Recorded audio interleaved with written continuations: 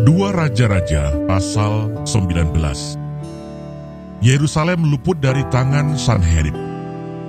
Segera sesudah Raja Hizkia mendengar itu, dikoyakkannya lah pakaiannya dan diselubunginya lah badannya dengan kain kabung. Lalu masuklah ia ke rumah Tuhan. Disuruhnyalah juga Eliakim, kepala istana, Sebna, panitera negara, dan yang tua-tua di antara para imam, dengan berselubungkan kain kabung, kepada Nabi Yesaya bin Amos. Berkatalah mereka kepadanya, "Beginilah kata Hizkia, hari ini hari kesesakan, hari hukuman dan penistaan. Sebab sudah datang waktunya untuk melahirkan anak, tetapi tidak ada kekuatan untuk melahirkannya. Mungkin Tuhan Allahmu sudah mendengar segala perkataan juru minuman agung yang telah diutus oleh Raja Asyur tuannya untuk mencela Allah yang hidup. Sehingga Tuhan Allahmu mau memberi hukuman karena perkataan-perkataan yang telah didengarnya. Maka baiklah engkau menaikkan doa untuk sisa yang masih tinggal ini." Ketika pegawai-pegawai Raja Hizkia sampai kepada Yesaya, berkatalah Yesaya kepada mereka, "Beginilah kamu katakan kepada tuanmu, beginilah firman Tuhan, janganlah engkau takut terhadap perkataan yang kau dengar, yang telah diucapkan oleh budak-budak Raja Asyur untuk menghujat aku. Sesungguhnya aku akan menyuruh suatu roh masuk di dalamnya, sehingga ia mendengar suatu kabar dan pulang ke negerinya. Aku akan membuat dia mati rebah oleh pedang di negerinya sendiri." Ketika juru minuman agung pulang, didapatinya lah Raja Asyur berperang melawan Libna, sebab sudah didengarnya bahwa raja telah berangkat dari Lakis. Dalam pada itu raja mendengar tentang Tirhaka, Raja Ethiopia, berita yang demikian, "Sesungguhnya ia telah keluar berperang melawan engkau." Maka disuruhnyalah kembali utusan-utusan kepada Hizkia dengan pesan, "Beginilah harus kamu katakan kepada Hizkia Raja Yehuda, janganlah Allahmu yang kau percaya itu memperdayakan engkau dengan menjanjikan Yerusalem tidak akan diserahkan ke tangan Raja Asyur. Sesungguhnya engkau ini telah mendengar tentang yang dilakukan Raja-Raja Asyur kepada segala negeri, yakni bahwa mereka telah menumpasnya.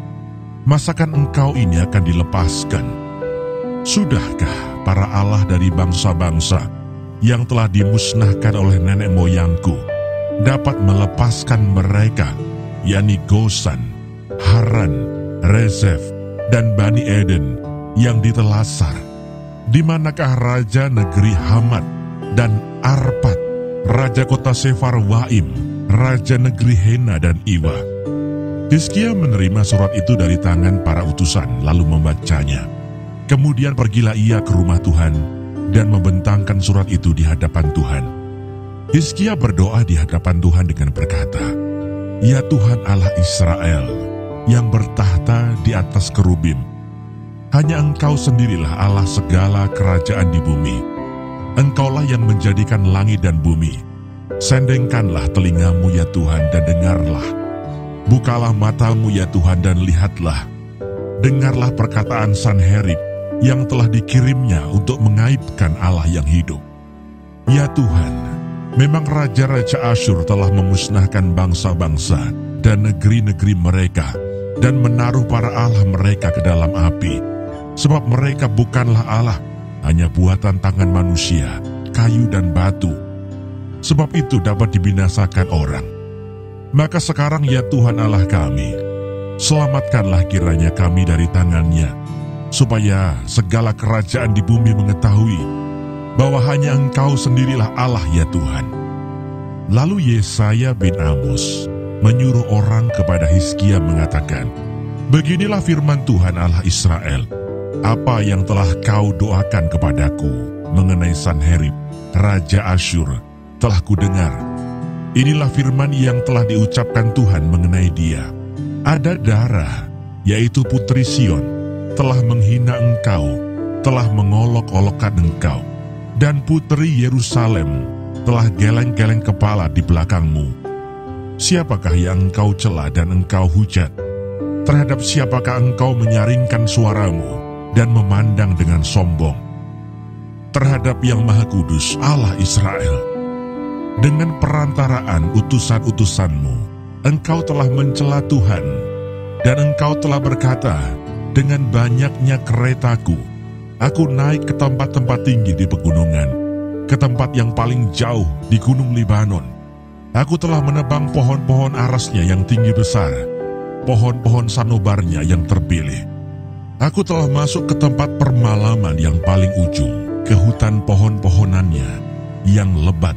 Aku ini telah menggali air dan telah minum air asing, dan aku telah mengeringkan dengan telapak kakiku segala sungai di Mesir. Bukankah telah kau dengar bahwa aku telah menentukannya dari jauh hari dan telah merancangnya pada zaman purbakala? Sekarang aku mewujudkannya, bahwa engkau membuat sunyi, senyap, kota-kota yang berkubu menjadi timbunan batu. Sedang penduduknya yang tak berdaya menjadi terkejut dan malu. Mereka menjadi seperti tumbuh-tumbuhan di padang dan seperti rumput hijau, seperti rumput di atas sotoh atau gandum yang layu sebelum ia masak. Aku tahu jika engkau bangun atau duduk, jika keluar atau masuk, atau jika engkau mengamuk terhadap aku. Oleh karena engkau telah mengamuk terhadap aku, dan kata-kata keangkuhanmu telah naik sampai ke telingaku, maka aku akan menaruh kelikirku pada hidungmu dan kekangku pada bibirmu. Dan aku akan memulangkan engkau melalui jalan dari mana engkau datang. Dan inilah yang akan menjadi tanda bagimu, hai Hizkia.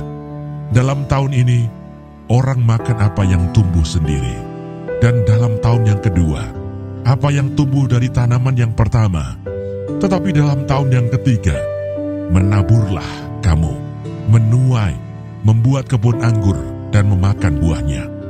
Dan orang-orang yang terluput di antara kaum Yehuda, yaitu orang-orang yang masih tertinggal, akan berakar pula ke bawah dan menghasilkan buah ke atas. Sebab dari Yerusalem akan keluar orang-orang yang tertinggal, dan dari Gunung Sion orang-orang yang terluput. Giat cemburu Tuhan semesta alam akan melakukan hal ini. Sebab itu beginilah firman Tuhan mengenai Raja Asyur. Ia tidak akan masuk ke kota ini dan tidak akan menembakkan panah ke sana. Juga ia tidak akan mendatanginya dengan perisai dan tidak akan menimbun tanah menjadi tembok untuk mengepungnya. Melalui jalan dari mana ia datang, ia akan pulang. Tetapi ke kota ini ia tidak akan masuk. Demikianlah firman Tuhan.